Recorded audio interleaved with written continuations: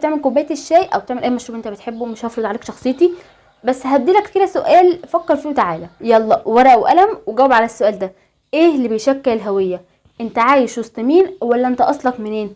هديك مثال علشان تفهم السؤال اكتر.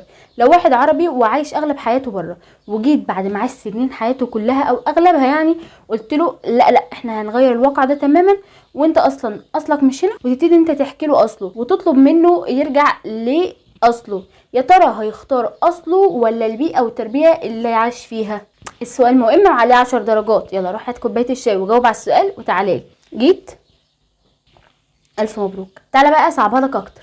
تخيل معايا يا صديقي ان انت مواطن فلسطيني ربنا رزقك بولد، يلا الف مبروك، روح اعمل السبوع، فرحت بيه وسميته، وقرر اللي ما يسموش يهجروك انت واهلك كلهم، وفي وسط الاحداث دي كلها الطفل بيتوه منك وبتتهجر من المكان الاصلي اللي انت فيه، وبعد ما بتقعد تدور سنين وسنين ما بتوصلش ليه، لكن بعد سنين بتكتشف ان ابنك عايش. الف مبروك.